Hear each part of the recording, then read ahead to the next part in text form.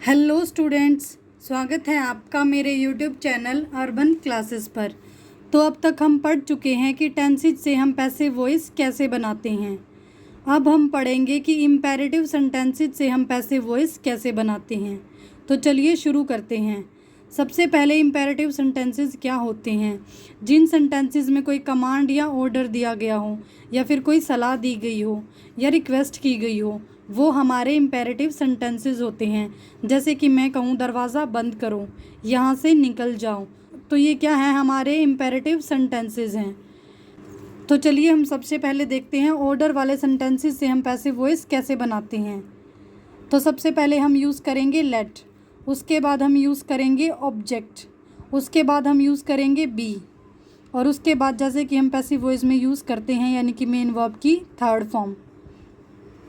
जैसे कि एग्जाम्पल है ओपन दी डोर, तो यहाँ पर ओपन हमारा क्या है? मेन वर्ब की फर्स्ट फॉर्म। उसके बाद दी डोर हमारा क्या है? ऑब्जेक्ट है। तो स्टूडेंट्स आप देखिए इस सेंटेंस में हमें सब्जेक्ट नहीं दिया गया, तो क्या हम इसे पैसिव वॉइस में कन्वर्ट कर सकते हैं? आप कहेंगे ज़रूर कर सकते हैं, क्योंकि जिन सेंटेंसेस में ऑब्जेक्ट दिया गया हो उन सभी सेंटेंसेस को हम पैसिव वॉइस में बदल सकते हैं, चाहे फिर उस सेंटेंस में सब्जेक्ट दिया हो या फिर ना दिया हो। हमें सब्जेक्ट से ज़्यादा फ़र्क नहीं पड़ता, हमें फ़र्क किससे पड़ता है? ऑब्जेक्ट से, क्योंकि हम पैसिव वॉइस सेंटेंस की शुरुआत किससे करते हैं? ऑब्जेक्ट से करते हैं। तो इसे हम पैसिव वॉइस में बदल सकते हैं। तो इसके लिए हम सबसे पहले किसका यूज़ करेंगे? लेट का। उसके बाद ऑब्जेक्ट, ऑब्जेक्ट हमारा क्या है? दी डोर, और उसके बाद हम यूज़ करेंगे be, let the door be opened. तो दरवाजे को खोलो, इसे मैं पैसिव वॉइस में कैसे कहूँगी? दरवाजे को खोल दिया जाए। नेक्स्ट एग्जाम्पल है थ्रो दी बॉल, यहाँ पर हम सबसे पहले किसका यूज़ करेंगे? लेट का। उसके बाद ऑब्जेक्ट, यहाँ पर हमारा ऑब्जेक्ट है दी बॉल, उसके बाद हम यूज़ करेंगे बी, और उसके बाद हम यूज़ करेंगे मेन वर्ब की third form, let the ball be thrown. तो हमारा पैसिव वॉइस सेंटेंस होगा बॉल को फेंक दिया जाए। स्टूडेंट्स, हम ऑर्डर वाले सेंटेंसेस को एक दूसरे तरीके से भी पैसिव वॉइस में कन्वर्ट कर सकते हैं। जैसे कि मैंने कहा था ओपन द डोर, तो इसे हम कैसे कह सकते हैं? You are ordered to open the door, यानी कि हम यू आर ऑर्डर्ड टू लगाकर उसे पैसिव वॉइस में बदल सकते हैं। तो नेक्स्ट है हमारे एडवाइस वाले सेंटेंसेस, जिनमें मोरल सजेशंस दिया गया हो, जैसे कि हमें बड़ों का सम्मान करना चाहिए, तो ये क्या है? एक सलाह है। तो स्टूडेंट्स, एडवाइस वाले सेंटेंसेस को भी हम दो तरीके से पैसिव वॉइस में बदल सकते हैं।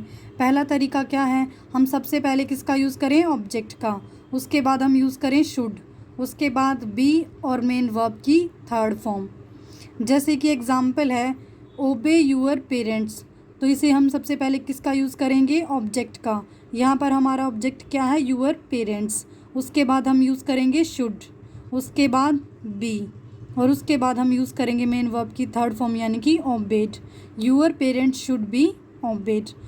और दूसरा तरीका है जिससे हम एडवाइस वाले सेंटेंसेस को पैसिव वॉइस में बदल सकते हैं, उसमें हम सबसे पहले सेंटेंस में किसका यूज़ करेंगे?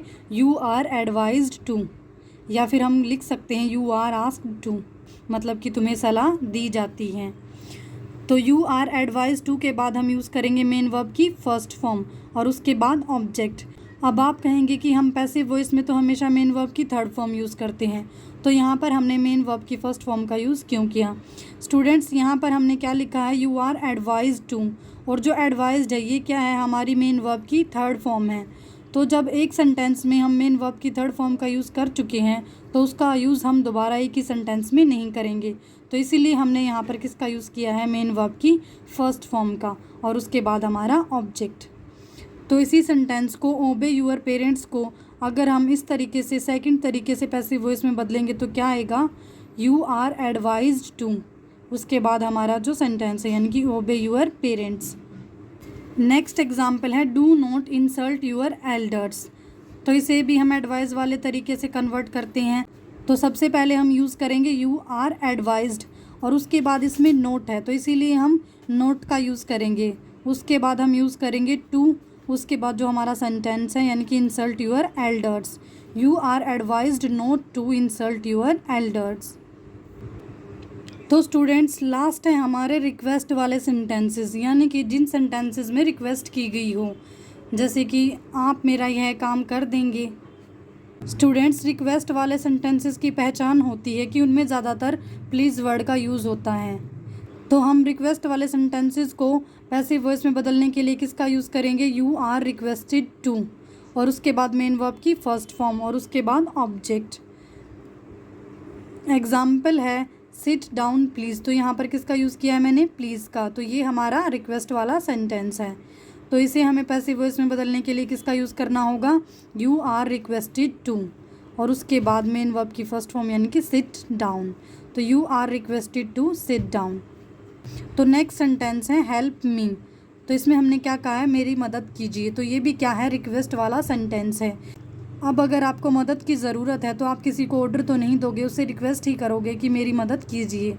तो ये हमारा क्या है? रिक्वेस्ट वाला सेंटेंस है।